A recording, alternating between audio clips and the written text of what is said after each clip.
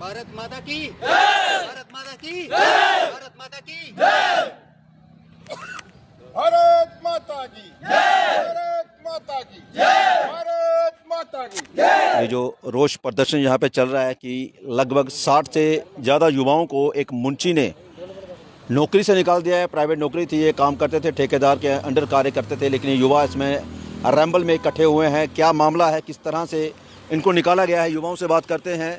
पहले बात करते हैं। जी भाई जी, क्या नाम है आपका? मेरा नाम है संजीव कुमार। क्या बात हुई है? बात ये हुई साहब, हम कल गए यहाँ से टाइम सेटिंग करने के लिए। टाइम सेटिंग करने के लिए क्या टाइम, हमने मैसेज डाल दिया हम नहीं आ रहे हैं, टाइम सेट नहीं होगा। और मुंशी ने हमें फ़ोन करके धमकी दी, हमारे पास गाड़ी में है उसकी, और उसने धमकी है तूने भड़का के लिए लड़के पे तू खुद डालेगा। हम लेबर कोर्ट में गए, वहाँ ठेकेदार को बुलाया। ठेकेदार ने हमें ये बोला कि आप कुछ कल काम पे चले जाओ, कोई दिक्कत नहीं होगी, पे 10 तारीख से पहले बढ़ जाएगी। आज शाम को, कल को हमको घर में बुलाया शाम को। हम घर क्यों जाएंगे, कल की हमारा उल्टा हो जाएगा कुछ। मेरे को धमकी दी है, क्योंकि संजीव बेटा तू तो गया काम से, मेरे को इन लड़कों के सामने धमकी दी है मारने की। और मेरे साथ कल को कुछ हो जाता है, मैं थाने में और लिख के लूँगा, मेरे साथ कुछ होगा, जिम्मेवार ठेकेदार होगा। और मुंशी ने मेरे को धमकी दिया है कि ये दादागिरी करता है, लड़कों को गाली निकालता है यहाँ पे काम करने के लिए। आज भी बोल रहा था जो करना है उखाड़ना है उखाड़ दो।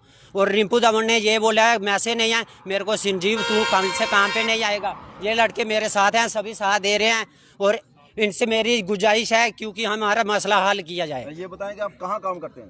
बनफड़ी में। अच्छा, क्या कार्य करते हैं? आउटसोर्सिंग वाले हम। आउटसोर्स? हाँ। किसके अंडर है ये तो रिंपू दमन के अंडर है, ठेकेदार के। ठेकेदार के। हाँ। और कितने युवाओं के साथ ऐसा हुआ नान साहब? ये तो पहले 2000 रुपया लेते हैं साहब, 2000 रुपया लेते हैं, एक दाढ़ी लगाएगा उसको तंग करके निकाल देंगे। 2000 स्कूटी लेते हैं ये। मेरा नाम है प्रदीप कुमार, मैं इधर का निवासी हूँ। मैं 2000 रुपये स्कूटी लेते हैं सर, ठीक है। 2000 स्कूटी का मतलब ये होता है, मतलब कि अगले दिन जो काम करने आएगा बेचारा, तो उस 400 रुपये दिहाड़ी के मतलब कि काम करने आएगा, उसको इतना तंग करेंगे ये, मतलब कि वो दूसरे दिन ना आए, ठीक है। उसका इनका ठेकेदार और इसका रवि का यही प्लान होता है, ये बंदे निकलें हम दूसरे रखें, क्योंकि ये इन्होंने काम ही ये रखा है, कोई टीसी रिपेयरिंग का इनका काम नहीं है, कोई कुछ नहीं है, ये सिर्फ एम्प्लॉय कलेक्ट करते हैं, ठीक है। वो 2,000 का मसला है, मतलब कि 2000 रुपये देंगे तो बंदे रखेंगे। कहीं भी स्कूटी नहीं है, लेकिन इसी बाने-फोडी में स्कूटी है। इतना गदर मचा चुके हैं ये बाने-फोडी में, मतलब कि यहीं स्कूटी है। और जब स्कूटी भी है, चलो ठीक है मान लेते हैं, चलो स्कूटी भी है, सोचने वाली बात है, हमारी पीछे से सैलरी आ रही है 20,000 प्लस, ठीक है, विद PF ESI। हमें कितनी दे रहे हैं? 10,400 रुपये हमारे खाते में डालते हैं। उसके बाद जो PF हमारा बचता है, PF किसी को आता है 1600, किसी को 1800, लेकिन उन 1600-1800 में मुझे इतनी बात समझ नहीं आती। आज तक मैंने 18 साल 20 साल हो गए काम करते हुए, ठीक है। मैं गुजरात जहाँ देखी मर्चेंट नेवी में खुद रह चुका हूँ, मैं 8 साल मैंने मर्चेंट नेवी में काम किया, लेकिन मैंने आज तक ये नहीं देखा किसी एम्प्लॉय को PF नंबर नहीं मिला। इन लड़कों को अब बताओ, आपको PF नंबर मिला है? नहीं मिला। आपको ESI का नंबर मिला है? नहीं मिला। आपके डैडी कोई बीमार होते हैं तो क्या हॉस्पिटल में ESI ले जाते हो? नहीं। देख लो, नहीं दिया है तो बता दो फिर PFI ESI किस खाते से काट रहा है ये?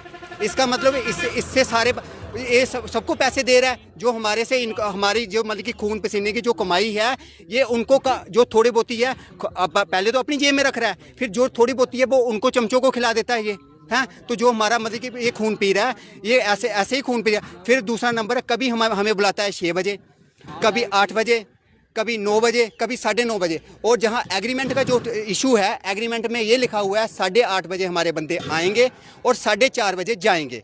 उस दौरान क्या हुआ था, किसी बंदे को 5 बजे किसी को चोट आ गई, सिर में चोट आ गई, उसको 7 टांके लगे। जहाँ तक कि अंदर वालों ने बानिया-फूडी के जो साहब हैं, उन्होंने क्या किया, भाई आपके एग्रीमेंट में बेटे ये टाइम है 8:30 से लेकर 4:30 तक। अब बेटे आप 5 बजे तक रुके तो रुके क्यों? आप गए क्यों नहीं? आपके ठेकेदार ने बाहर आपको क्यों नहीं निकाला? आपके मुंशी ने बाहर क्यों नहीं निकाला? ठीक है, अब ये हमारी नहीं है। देख लो, फिर उसको बताओ, अगर वो बाहर आ भी गया बंदा, फिर वो खर्चा अपना करता है, तो फिर अभी टाइम क्यों चेंज कर रहे हैं बार बार? मतलब कि कभी 9 रख रहे हैं, अभी 9:30 बजे, अभी 9:30 बजे इन्होंने टाइम रखा है, क्या 9:30 बजे 5:30। फिर अंदर वाले क्या करते हैं, और ये ठेकेदार मिलकर, मुंशी क्या करता है, मुंशी बोलता है इनको परेशान करो। रवि कुमार मुंशी जो चिट्टे का व्यापार करता है और चिट्टा खाता है, और नशीली है, मतलब कि उसका करैक्टर इनको सबको अच्छा लग रहा है। वो बिना करैक्टर के अंदर काम कर रहा है। ये करैक्टर, ये बंदे बेचारे ना नशा कर रहे हैं ना कुछ, ये करैक्टर इनका बना हुआ है। उस बंदे का करैक्टर नहीं है, लेकिन वो बंदा अंदर काम कर रहा है। जिन बंदों का करैक्टर है वो बंदे मतलब कि गंदे हो गए। वो अच्छा है जो चिट्टा कार है, जो नशीली कार है, जो सप्लाई कर रहा है, वो अच्छा है रवि कुमार मुंशी, लेकिन हम लोग सारे गंदे हो गए। इसका मतलब मिला है ना सारे को, कोई तो इनके साथ मिला है ना। हमें इस वजह से निकाला है। हम बोले सैलरी के लिए हमें तनख्वाह दो, हमारा टाइम टेबल सही रखो। मतलब कि अब तो उन्होंने बोला भाई हम लेबर कमीशन में गए थे कल, ठीक है। वहाँ जब ये गया तो ये थोड़ा डर गया, मतलब कि इसको लगा भाई होगा। बाद में इसने क्या किया, बाद में प्लानिंग कर दी, क्योंकि उधर से बाहर आ गया। रब जाने इसने क्या पता कल क्या छेड़खानी की। पहले से मान गया भाई तुम कल 12:40 में आ जाना, सारे बंदे कल तुम 12:40 में अपने टाइम पे आ जाना। आज फिर 5:11 में मैसेज कर रहा है भाई उन बंदों को निकाल दिया है, 12:40 का इशू है। तो 12:40 वालों ने बोल दिया भाई इनको निकाल दो। लेकिन 12:40 का हम नहीं बोलते। 12:40 क्यों बोले हम 12:40 का? जरा हमारा ठेकेदारी गरदार है तो हमने 12:40 का क्यों नाम लेना है पहले, हैं? ठीक है, जब ठेकेदार है, हमारा बंदा ही नहीं है, इंसान ही नहीं है, इंसान को समझता ही नहीं है। हम लोगों की रोजी रोटी खा रहा है वो, हैं? हम ही लोगों पे गुलूते कर रहा है वो। तो मतलब कि वो कौन सा इंसान है? वो इंसान है क्या है वो, हैं? हम यही चाहते हैं, हमें अगर इसने निकाला है, हमारी सैलरी भी प्रॉपर, जितनी भी अप्रैल महीने की सैलरी बंदों की बची हुई है, तनख्वाह हमारी टाइम पे डाले सॉरी, तनख्वाह हमारी टाइम पे डाले। और इन्हीं बंदों को, जो बंदे निकाले गए हैं, जो आज इन्होंने 7-8 बाहर रखे हैं, उन 2,000 रुपये स्कूटी लेके विदाउट मनी कोई स्कूटी लेके आज बाहर नहीं। जो 6-7 बंदे आज स्कूटी लेके बाहर गए हैं, अंदर गए हैं जो काम करने के लिए, नए बंदे, उन बंदों से भी स्कूटी वापस लिए जाए। जो हमारी स्कूटी पड़ती है वो भी हमें वापस दिए जाए, क्योंकि स्कूटी का कोई मसला नहीं है। कोई गवर्नमेंट ने किसी ने कहा नहीं है इनकी स्कूटी का है दो। आपका कहना है कि ये सिक्योरिटी भी लेते हैं? हाँ, सिक्योरिटी, हाँ। और जब कोई मांगेगा उसको निकाल देते हैं बस। छुट्टियां की नहीं निकाल देगा, संडे को छुट्टी नहीं देते हैं। अब संडे को छुट्टी नहीं देते हैं, तो अगर संडे को छुट्टी नहीं करेंगे, कोई सोमवार छुट्टी कर देगा। आज भी छुट्टी है? आज भी है, कल भी छुट्टी थी हमारी। हमें ऐसे हमें बुलाया नहीं है अंदर, ऐसे हाँ, नए बंदे रख लिए।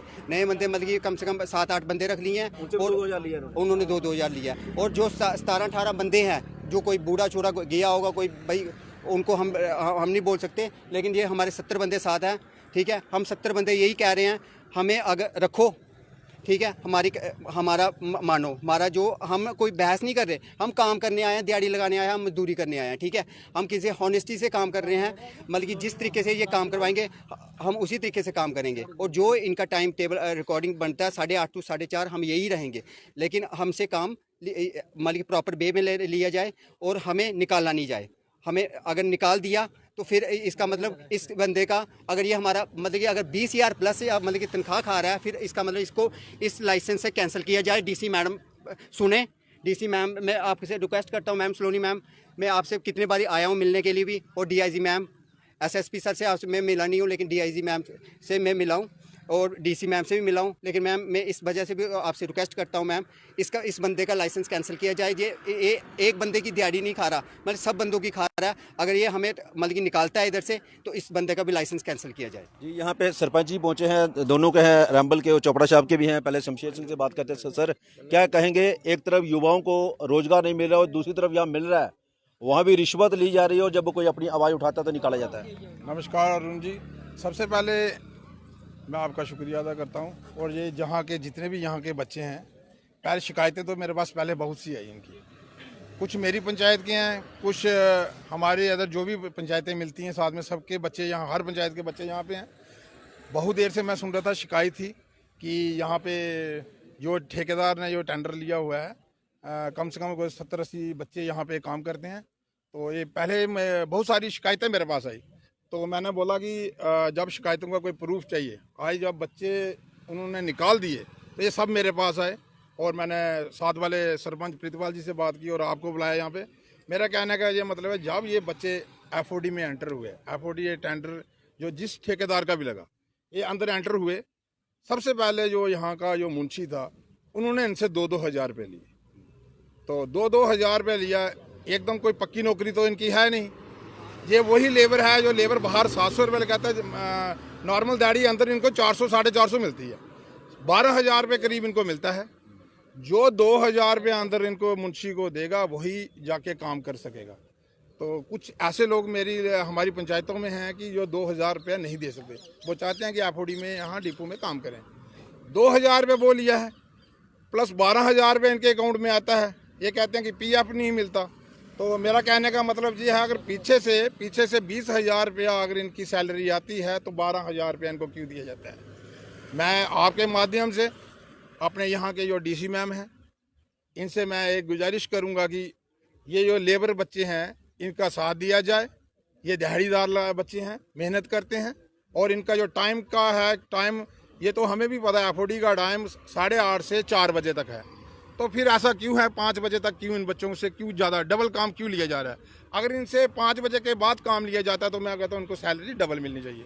मैं यही कहना चाहता हूँ कि इनके ठेकेदार को, इनके मुंशी को और यहाँ के जो भी यहाँ सराउंडिंग के सरपंच हैं बैठा के इनका मसला सॉल्व किया जाए। अगर इनका ऐसा नहीं होता है तो फिर हम कार्रवाई डीसी मैम तक लेके जाएंगे, और जो भी होगा, जो भी इसमें गुनहगार पाया जाएगा उसका सख्त से सख्त सजा मिलेगी। मैं इतना ज़रूर कहूँगा कि इन बच्चों का हमारा साथ इन बच्चों के साथ है। ये मेहनत करने वाले बच्चे हैं। बच्चे अगर मेहनत करेंगे, अगर ऐसा करेंगे तो बच्चे तो नशा करेंगे, गलत करेंगे। बच्चे अगर मेहनत कर रहे हैं तो हमें साथ देना चाहिए। तो मैं ठेकेदार से भी ये कहना चाहता हूँ, एफओडी का जो भी ठेकेदार है, प्लीज़ इनकी बच्चों की सुनिए और इनके साथ इंसाफ कीजिए। जय हिंद, जय भारत। बिल्कुल, तो इनके साथ इंसाफ कीजिए, युवाओं के साथ इंसाफ कीजिए। हमारे साथ प्रीतपाल जी भी हैं, ये अपर रंबल चोपड़ा साहब के सरपंच है। सरपंच जी, क्या कहेंगे आप इस मामले में जो युवाओं के साथ हो रहा है? बहुत शुक्रिया अरुण जी। जैसे कि हम देख पा रहे हैं, यहाँ पे 60 से 70 बच्चे अपनी रोजी रोटी के वसीले के लिए यहाँ पे आए। आज सुबह उन्हें मना कर दिया गया कि आपने गेट में एंटर नहीं करना। वो क्या कारण थे इन बच्चों को बताए नहीं गए। इन बच्चों की गुहार आपने सुनी, इतनी गर्मी में ये खड़े हैं और इसी गर्मी में ये अंदर काम करते हैं। अगर टाइमिंग जो भी सेट की है इन्होंने टाइमिंग, उस सेट टाइमिंग में इनको काम करवाया जाए। ये रोज़गार सेंट्रल सरकार दे रही है। सेंट्रल सरकार बच्चों के साथ खड़ी है। वो चाहती है कि यहाँ के जो युवा हैं, चाहे वो कंट्रैक्चुअल बेसिस पे हो, जिस मर्जी बेसिस पे हो, वो काम करें। इनमें काम करने की चाहत है। ठेकेदार जो इनके साथ नाइंसाफ़ी कर रहा है, इसका बिल्कुल संज्ञान लेना चाहिए। मैं, जैसे हमारे सरपंच साहब ने कहा, हम पर्सनली डीसी मैडम से इस बात पे बात रखेंगे।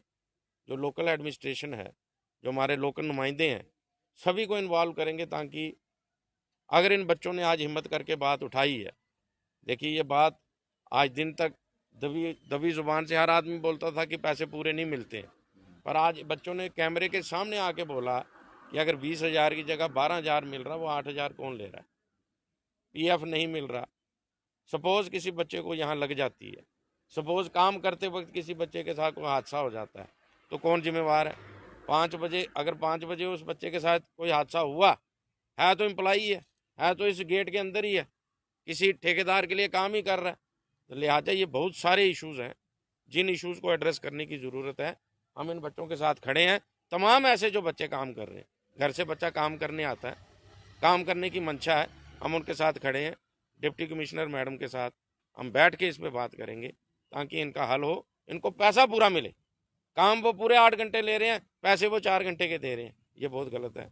पैसा पूरा मिलना चाहिए। हर इंसान ने घर चलाना है, घर चलाने के लिए ये बाहर निकले हैं। मेरी आपसे इतनी गुजारिश है कि आप इसको मैक्सिमम आउटरीच जो है अपना चैनल के थ्रू पहुंचाएं, ताकि जो इनके साथ और ऐसे कई होंगे जो कैमरे के सामने नहीं आ रहे, वो एकजुट हों और अपना हक लें। जय हिंद, जय भारत। बिल्कुल, अपना हक इन युवाओं को मिलना चाहिए। जिस तरह से इन्होंने बताया युवाओं ने कि इन युवाओं के साथ बेइंसाफी हुई है और ठेकेदार द्वारा 2-2 हज़ार की सिक्योरिटी ली जाती है और फिर इन्हें निकाल दिया जाता है। पे इनकी लगभग 20,000 प्लस आती है, लेकिन इन्हें 12,000 ही मिलता है। उसके बाद पीएफ की बात की जाती है तो पीएफ कटने की बात वहाँ करते हैं, लेकिन इन युवाओं को अभी तक ये भी नहीं पता है कि क्या इनका पीएफ कट रहा है या नहीं कट रहा है। ईएसआई की तरफ अगर मेडिकल की बात करें, वो सुविधा इनको नहीं मिल रही है और ये इनके इल्ज़ाम है कि इन्हें आज निकाला भी गया है और इनको निकाल दिया गया, उसके बजाय दूसरे युवाओं को रखा गया, उनसे भी सिक्योरिटी ली गई है। ये इल्ज़ाम इन लोगों के, हम इसकी बात की पुष्टि नहीं करते हैं कि ऐसा हुआ है, लेकिन अगर युवा बोल रहे हैं, सरपंचेस यहाँ पे पहुँचे हैं तो कुछ ना कुछ है, और ये युवा इंसाफ के लिए यहाँ पे नारेबाजी कर रहे हैं।